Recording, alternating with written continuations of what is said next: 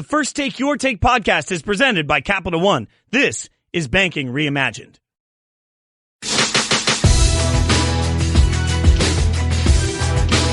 It's First Take Your Take on ESPN Radio, the ESPN app, Sirius XM Channel 80, and ESPN News. I'm Jason Fitz. Start the hour as we like to do with a few headlines. An ESPN study of over 1,000 sports fans. It's called the ESPN Coronavirus Lockdown Fan Study. Surveyed fans ages 18 and older, 65% in favor of sports returning even if fans can't be in the stands. The approval number grew to 76% when participants were asked if they support the return of sports without fans in the stands if the players were kept in hotels and their contact with others was closely monitored. So, surprising breaking news. Sports fans surveyed want sports to come back. Also, we've got some new news in the NCAA world.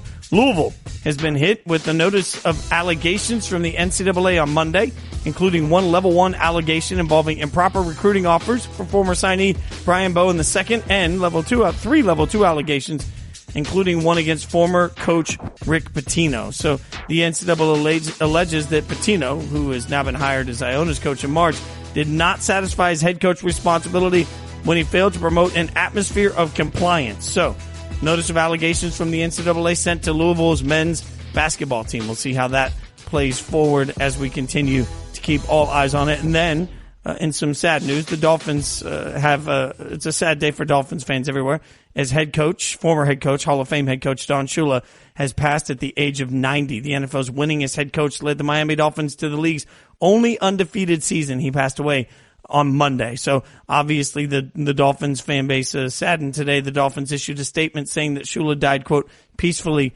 at his home. We'll continue to break that down, obviously, and give you some context around legacy as we move forward on First Take Your Take. And it's at least spurring the conversation for us. We want you to tell us what's the greatest single season you've ever seen in any sport. The Dolphins went undefeated. Is that on your list? We've seen a lot of The Last Dance lately. Are one of those seasons on your list? 888-SAY-ESPN. 888-729-3776. That's how you get in on the conversation. 888-729-3776. Don't forget, SSI recipients, if you did not file a tax return last year and have children under 17, this is important. You must act now to get the $500 economic impact payment per child. If you do not act by May 5th, that's tomorrow. If you do not act by May 5th, you must wait until next year to get those payments. You got to go to irs.gov and enter your information in the non-filer tool by May 5th. That's irs.gov. This message is produced by Social Security at U.S. taxpayer expense. Want to make sure you get out there and get that money, guys. First Take Your Take on ESPN Radio, asking you the single greatest season you've ever seen in any sport. We'll get some of your take coming up in just a second. There was a lot of take from The Last Dance last night, as obviously Michael Jordan has had his share of instances that create polarizing opinions. One has been the way he approached or didn't approach any sort of opportunity for activism or any sort of opportunity to use his platform for a voice outside of basketball. It was part of the conversation around The Last Dance, his famous quote of Republicans buy shoes also. It was part of his lack of activism, was part of the context we got over the last couple of episodes. Stephen A. today on First Take talked about whether his lack of a political stance should affect the way we see his legacy. I don't think it should affect it at all. I mean, first of all, we don't know what he was doing behind the scenes. As a matter of fact, on countless occasions, we've heard how charitable and philanthropic he has been, particularly with his dollars. He wasn't one that wanted to go out front and center and speak on a plethora of issues, and he's remained true to that to this day, not just politically, but beyond. Think about The Last Dance that we've been talking about for the last couple of weeks. Jordan's done one interview, one. And that was Good Morning. That was with Good Morning America. That's it. And he was probably contracted to do that in order to promote the Last Dance docuseries. That's Michael Jordan. He talks rarely, if ever. He doesn't like to do that. He's never been comfortable doing so. And the bubble that he was in, as we saw during episodes 5 and 6 yesterday, it got to him so significantly so that contributed in large part to his willingness to walk away from the game for a couple of years, or nearly a couple of years. Now, to get into the Harvey Gantt situation. As a black man, let me be very, very clear. We didn't like that. I'm not speaking for all African Americans, but a vast majority of folks from the African American community didn't like his lack of a political stance at all. To a lot of African Americans throughout this nation, Jesse Helms represented something very different to us.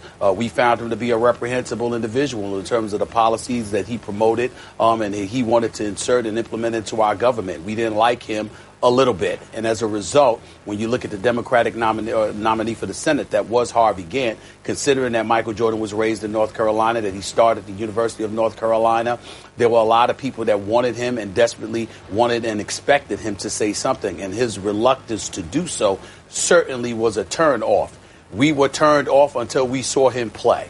And then when we saw him play, we got the hell over it. Not to mention the fact it wasn't like he endorsed Jesse Helms. He just didn't want to get involved. He didn't want to speak and come out and endorse somebody. I think the thing that hurt Michael Jordan most when it came to Harvey Gantt was his willingness later on to endorse Bill Bradley, if I remember correctly, because people were saying, wait a minute, it's one thing not to get involved at all, but it's another thing entirely to choose not to get involved with Harvey Gantt, but to get involved with Bill Bradley. It turned a lot of folks off. But Michael Jordan, his mystique and everything that came with it, obviously carried a lot of cachet. We have to remember that it was 1990 before he was a champion. He was 27 years of age. His average salary for the first 11 years of his career was only $4 million. Even though he collected a lot more off the court, they were endorsements. And even though there was no Twitter, Facebook, Instagram, or anything else, at that particular moment in time, it was still a time, Greenie, and you can piggyback off of this if you want to, along with you, Max. There was a time, even though that wasn't the time of social media, during that time, if you said one word wrong, if you said one sentence wrong, particularly if you were Michael Jordan, it would resonate so profoundly that it would compromise everything that you were trying to build. Considering the doors, his cachet, his excellence opened up for so many people to follow. Also piggybacking off of the Isaiah Thomases of the world and others, even though those wasn't political issues, they were just basketball. How a word or a sentence literally ravaged their careers in the minds of the public. You had a lot of people like Michael Jordan that just said, you know what? This ain't worth it. This is not my lane. I'm not into politics. I'm into this. And that's just the way it went. When Michael Jordan, when you saw last night in the episode on The Last Dance where Michael Jordan says, hey, I said Republicans buy sneakers too in jest on a bus to my teammates, so there's nothing to apologize for.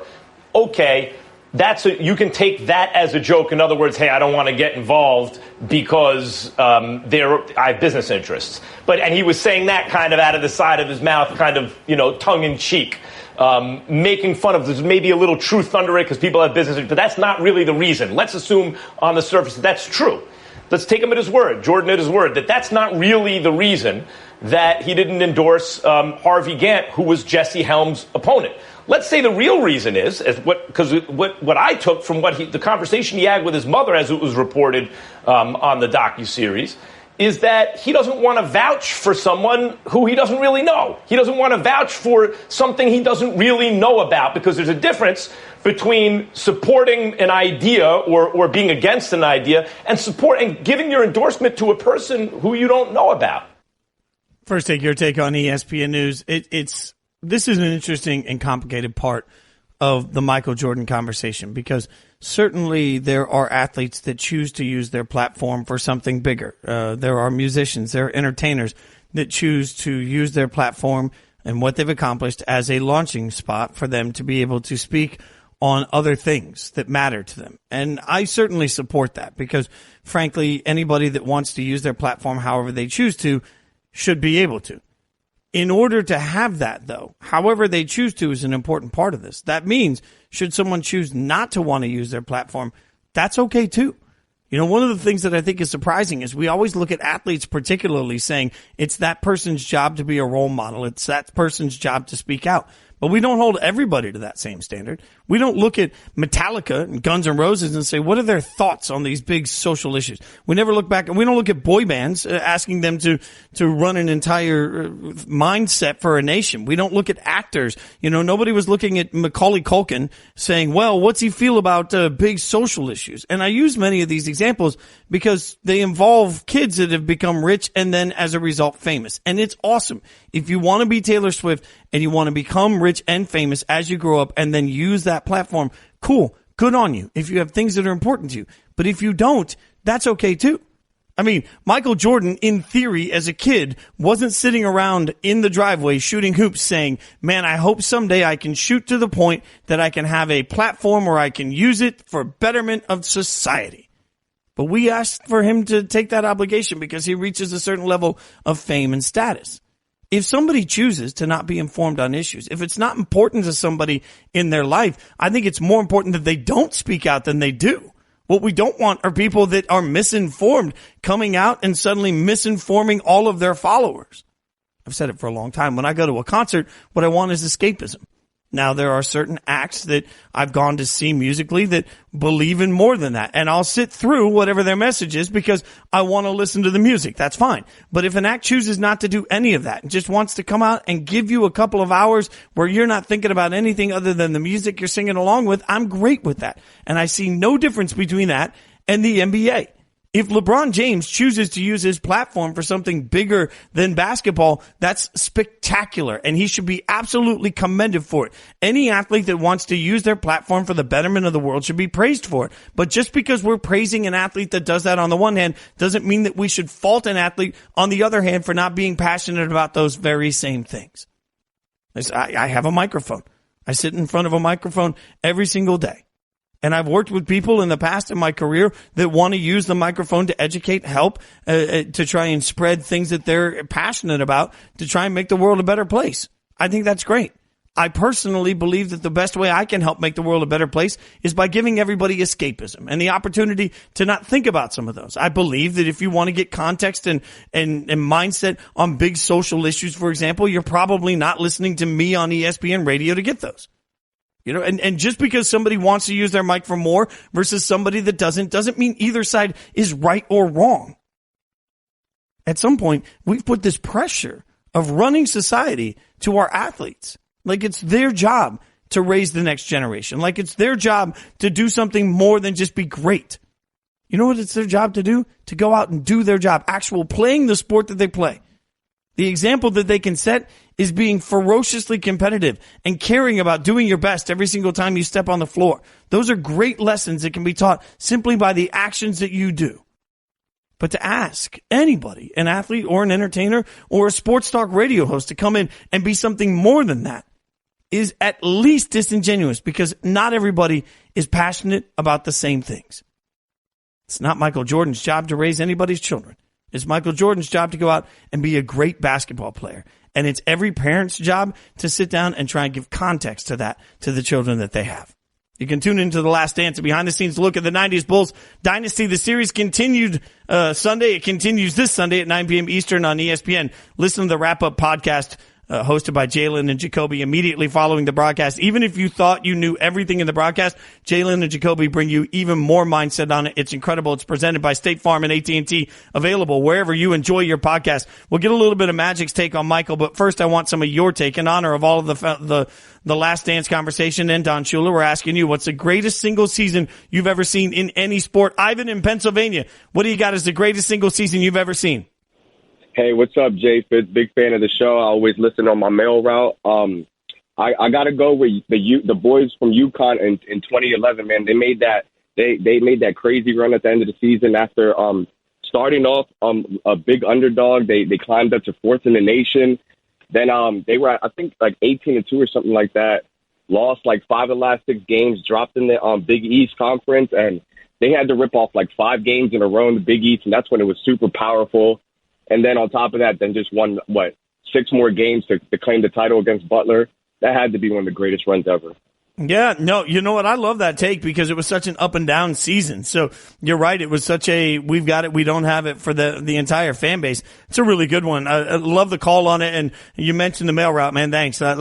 We say this all the time on the show. I'll continue to say it for everybody that's out there driving trucks or delivering mail or putting themselves at risk right now. Really appreciate what you guys do and for keeping us all going. John in Tennessee. John, what do you got? What's your take on the greatest single season you've ever seen in any sport? Hey, Fitz. The greatest single season in sports, I think, is Tiger Woods' 2000 PGA season. The guy won 9 times. He won 3 majors. If he only played that year, he would qualify for the World Golf Hall of Fame. In 20 tournaments, he finished in the top 10, 17 out of 20 of them. And I think that his scoring average that year of like right around 68 is still the all-time record. Well, that you know what you're talking about. Peak Tiger, you're talking about peak dominance, you're talking about, just a level of something we've never seen before and likely never will see again. So, absolutely, that's a great call on it. And also a great call because not only was it great in dominance, it was great in perception. Everybody wanted to watch that season. Everybody gravitated to it. So, I love that. I love that concept on it. Keep yours coming. 888 say ESPN 888-729-3776. Want to get you a little bit more concept on Michael Jordan and The Last Dance as Magic Johnson joined First Take today to talk about Jordan's life off the court and, frankly, when MJ took over the league. Check out Magic today on First Take. Well, I don't think I was surprised. I think, Michael needed a place that he could just go be Michael Jordan and not Air Jordan. And I think a lot of time, he enjoyed how he performed on the basketball court. I mean, the greatest ever. And then you think about he didn't never have time just for himself, just to be one of the guys. He couldn't just go to a restaurant. He couldn't just go to hang out at a bar or a club or something, because it was always going to be a big deal for him. That's why I think he loved golf so much, because he knew that people couldn't get to him. That's a place he could relax, and he could be with his friends and just hang out and just be one of the guys, And Michael, because he gave so much of himself to the game of basketball, he loved his family. As you can see, he loved his parents. His father was close with him. Had a close relationship, as well as his mother. And then, he's a great father to his kids. And so it didn't surprise me what he said on air. I know when we're playing cards, he's in his element. He gets to talk trash. He gets to have fun. And we had a lot of fun during Olympic time just playing spades or bid whist or Tunk. We played a lot of card games, and he had to bet a lot of money, but we had fun doing it. Magic, I want to talk about the Dream Team and that scrimmage that you guys had that's become legendary, and it was covered in other documentaries as well, but not as thoroughly as this. I'm curious to how you were feeling at the time, because it was your and Larry Bird's league. The Bird had gotten hurt. But it's hard to imagine someone being better than Bird or talking more trash than Larry Bird. And then this kid, Michael Jordan, comes around, and he's even better and talks even worse than Bird. But at the same time, it's being taken away from you in a way, because it was your and Larry's league, and now Michael's coming to take it by force. And that scrimmage seemed to represent that moment in time where there was no doubt. What were you feeling at that time? Well, Max, I think, first of all, the scrimmage was the greatest basketball that we all had ever played in, because of the fact that every player on the team was a Hall of Famer, an all-star in their own right. And also we had big egos. So we were playing for our ego. We were playing to let guys know that, hey, I'm the best at what I do, and I'm going to go head-to-head against you. So it was amazing to see Charles Barkley go at his friend Karl Malone, and Karl Malone go at Charles. Patrick Ewing against David Robinson. I mean, on and on and on. It made it so amazing. And Chuck Daly was the perfect coach for it. And Max, it was really funny. So we got out on them about 10, 12 points, And so, I had to make Michael go to the Air Jordan level. So I said, okay, I'm going to go over here and talk a little trash to him and see what's going to happen, right? And this is when the torch got passed. So I said, look, MJ, if you don't turn it into Air Jordan, we're going to blow you guys out. Max, I've never seen a man take something so personal and then go out there and just take that scrimmage over. It was amazing to see him come out and just dominate. And I'm talking about dominate the best in the game. And that's when we knew that the torch was being passed from myself and Larry on to Michael. But I'm going to tell you the moment that really got us. So we got back to the hotel, right? And so we're all, the NBA had built a nice lounge for the players. And so Michael's up there and he's smoking on his cigar. Larry and I just sitting there having a Coke or whatever. And he says, guys, and he put his hands on my shoulder, put his hands on Larry's shoulder, and said, guys, there's a new sheriff in town. So he was like, oh, man, what could we say? He said, you know what, you're right. It's your league now. First Take, Your Take on ESPN News. That's our weekly Last Dance recap brought to you by AT&T. Tune in to the Last Dance behind-the-scenes look at the 90s Bulls dynasty. The series continues this Sunday, 9 p.m. Eastern on ESPN. Then listen to the wrap-up podcast hosted by Jalen and Jacoby immediately following the broadcast presented by State Farm and AT&T, available wherever you enjoy your podcast. We're going to get more Your Take, the greatest single season you've ever seen in any sport. 888, say ESPN, 888-729-3776. Starting to get a lot of college football votes in there. So we'll get some of Your Take coming up. Plus, we heard from Todd Archer on the Cowboys signing Andy Dalton earlier on this show. Well, you'll hear from First Take next. What did they think of the signing? You'll hear what First Take had to say about it. It's First Take, Your Take on ESPN Radio, the ESPN app, Sirius XM Channel 80, and ESPN News, presented by Progressive Insurance.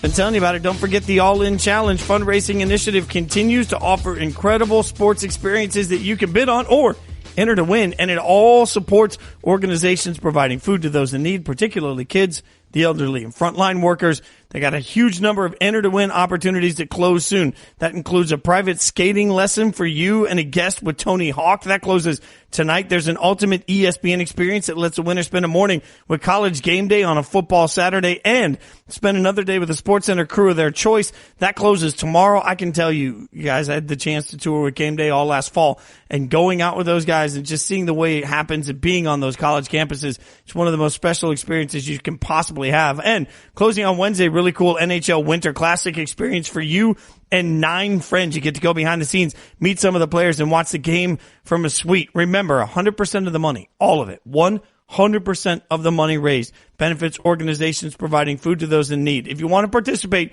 go out to allinchallenge.com. That's where you can find it. Remember, there's some auction items out there with the bid numbers that are crazy. Enter to win is just like a raffle. 10 tickets, $10. You can get that opportunity, and you're helping great organizations. You want to learn more about it, or you want to know how these organizations help, you want to bid on it, get out there, do it at allinchallenge.com. That's allinchallenge.com. Go out there, make a difference. The Cowboys went all in on Andy Dalton, so that's going to raise some questions, obviously, as we try and figure out how it's possible they've signed a quarterback not named Dak, right? So everybody it feels like this is some sort of a statement about Dak, and Dez Bryant has made it clear that he thinks that it's crazy at this point. All these other deals are being done, and that nothing's been done on Dak yet. Marcus Spears joined First Take to talk about Andy Dalton, the business move, and how he sees it.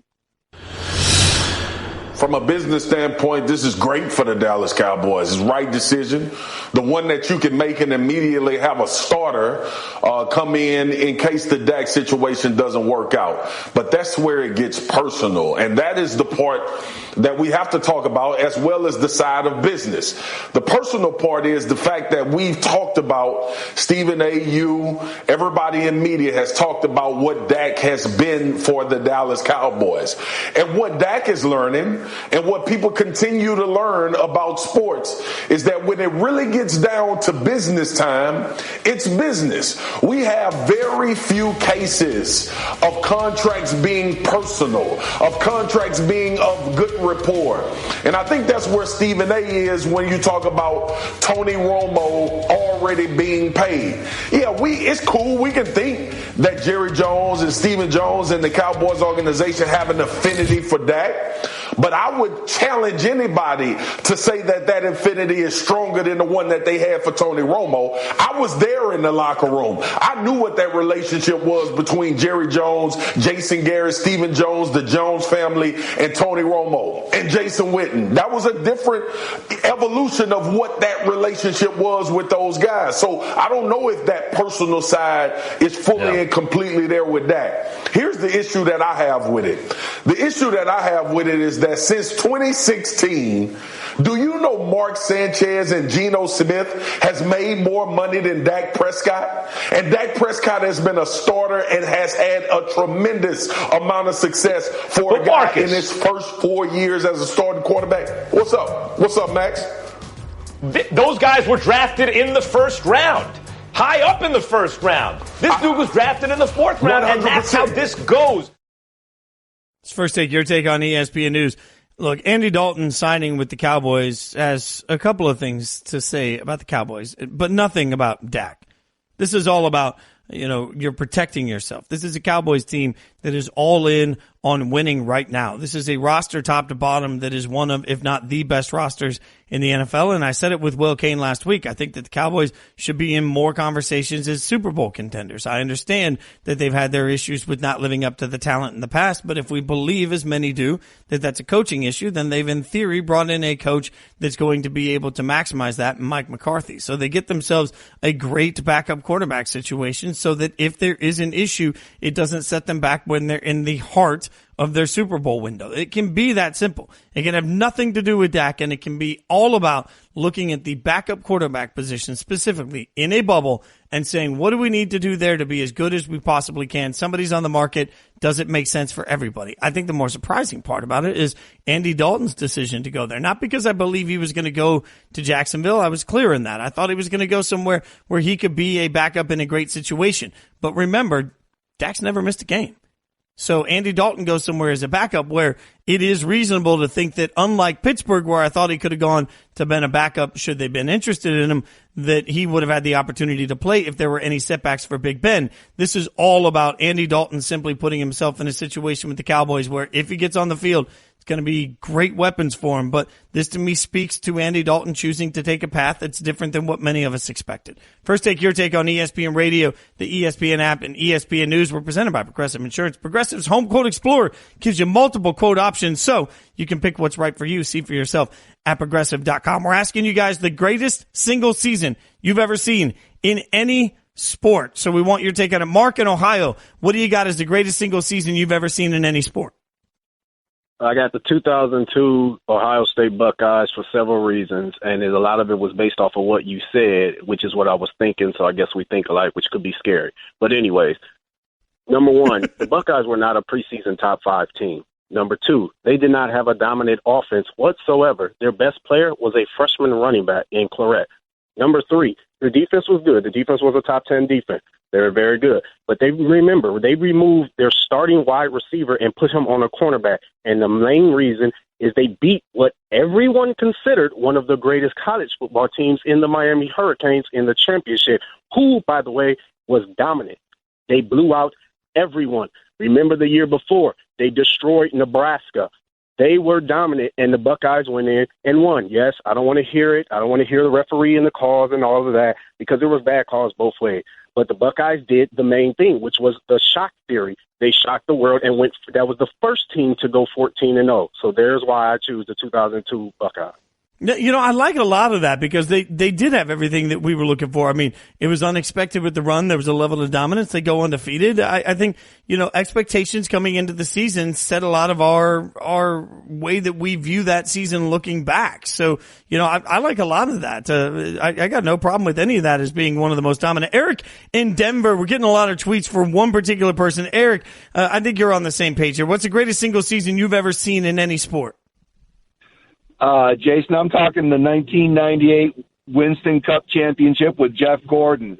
This kid was coming off 2 out of the last 3 championships. He wins 13 out of 32 races, going against some of the best racers in NASCAR history. You're talking Dale Earnhardt, Rusty Wallace, Bill Elliott, Mark Martin. This kid dominated on his way to the 30 out of the last 4 championships. I'll tell you what, that's when I became a NASCAR fan. Look, I'm the first to admit I didn't grow up around NASCAR. I don't have enough context with NASCAR. So when you start spouting it off, I'm buying in. I'm getting a lot of tweets for it. So obviously outside of my realm of expertise, but has to count. And it's a little like a Tiger in that sense. Like we have to look at some individual. We've had some tweets supporting Serena as well. You got to look at some of these individual seasons, with that, that weren't team based, but still had that level of dominance. By the way, Paul on Twitter says, can't get through on the line. So here's my take for the 2004 Red Sox. Goes in and then gives the full take on why the Red Sox of 2004 were the most dominant team he's ever seen. Love it. I love the resourcefulness, too. Can't get through on the line? You tweet us instead. So all in on that. Tim in Florida, what do you have as the most dominant the greatest single season you've ever seen in any sport? I'm going to go with a period of 4 years, the 1989 through 1992 North Carolina women's soccer team. They went 93-1-2. with 4 national championships and led by another GOAT from North Carolina in Mayhem. I mean, that is again, that's an era I got no context on, so I'm going to have to take your word for it. Love it. I mean, we see this level of dominance. Does it matter to anybody, and thanks for your take on it, like we've had some votes for Connecticut women's basketball too. Does it matter when you start thinking about the level of competition across the board on this? Because I'm not sure how that plays into some of the conversation. And college football fans galore trying to figure out, especially when you go back to the era pre-playoff, how do you judge a team? We've had some tweets, for example, supporting Utah in the year that they were undefeated, but didn't get a chance to play for a national championship. So I don't know how we factor that in when you talk about greatest single season. Do you have to win a championship? Does that have to be assigned with it? Kevin in Alabama, what do you have as the greatest single season you've ever seen in any sport? Yes, sir. I was going to say the 2010 Auburn Tigers with Cam Newton. I mean, that was pretty spectacular. What stood out to you? Well, just the fact that talent around them. You know, if you go back and look at the 2007 to 2009 season, it was very mediocre, and they go 14-0, and 2 years later they're 3-9. So I really feel like that he didn't have much NFL talent around him, and he still, had one of the most dominant seasons ever.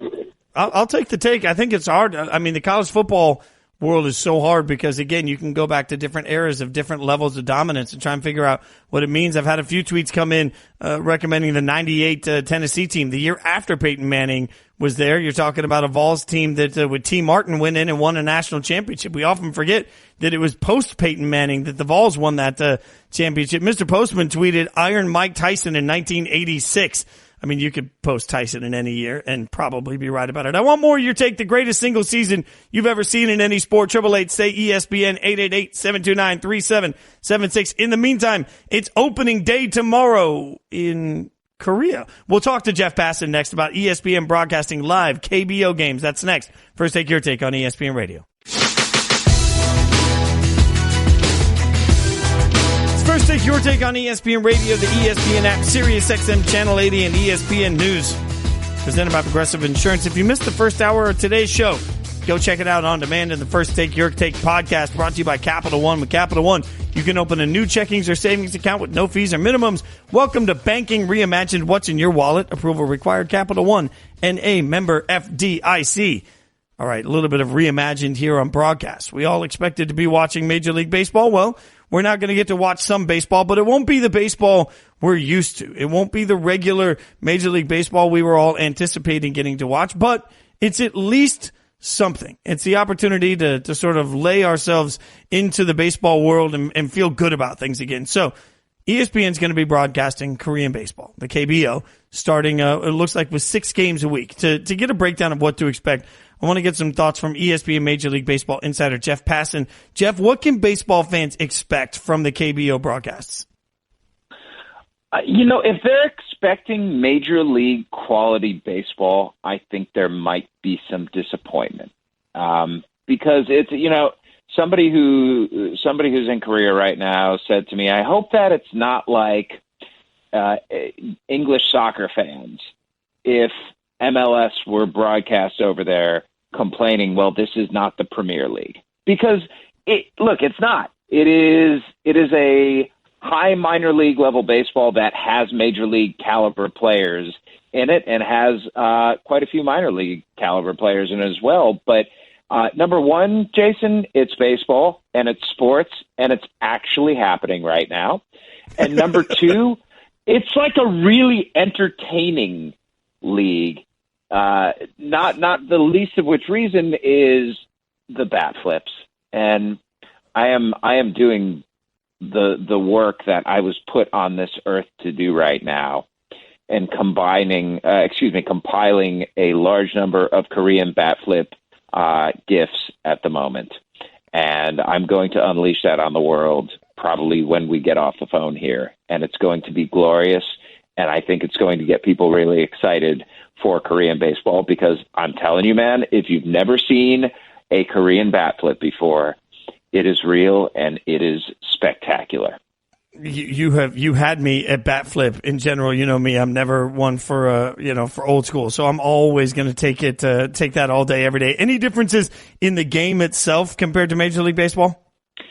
Yeah, the velocity isn't close to where it is in the big leagues. You're going to see guys pitching, topping out probably mid-90s. You're going to see mostly high 80s, low 90s. A lot of junk ballers and a lot of off-speed pitches. Until last year, it was interesting. They deadened the ball last year because, like when Eric Thames, the now Washington Nationals first baseman, was over in Korea, just putting up absolutely obscene numbers, hitting 380, slugging 790. I don't know if the ball was juiced, but there was a lot going on there. So they deadened the ball this past year. Slugging percentage dipped under 400. It didn't quite look like the Korean baseball that I think people have become accustomed to. So it's going to be interesting to see how the ball plays, but it has historically been a very offense-friendly environment. So we're talking to ESPN Major League Baseball insider Jeff Passan. Jeff, what can Major League Baseball take away from this return from South Korea? It's tough to say at this point, Jason, because you have to recognize the reason that the Korea Baseball Organization is playing games at all right now is because they've done an incredible job of handling coronavirus. And that is for a number of reasons that would take a lot longer to get into than you have time or perhaps the audience has interest. But the point is, in the whole country, and I know it's 1/6 the population of the United States, but still a fairly populous country. In the entire country, within the last week, they've been under 10 new cases a day. 10 cases a day. So they've done an incredible job of maintaining their lives and their society amid this, and baseball coming back is just a part of that. You guys can follow him on Twitter at Jeff Passan. You got to do it right now if you want to get the bat flips. I cannot wait for it, Jeff. I can't wait to just have some baseball that we can actually talk about. So thanks for the time. Thanks for the insight, my friend. Hope you and yours are safe. Thanks for coming on with us. By the way, I am going to be on the broadcast tonight. I think it's going to be like the third or fourth inning or so. They let me poke my head in, and I can't wait. So 1:00 a.m. Eastern, live sports, everyone. Oh, this is great. Follow him on Twitter at Jeff Passan. Passan, we appreciate the time. I'm going to be watching. I'll record it. I might be asleep, but I'll record it. Thanks for hanging out on First Take Your Take on ESPN Radio, ESPN News.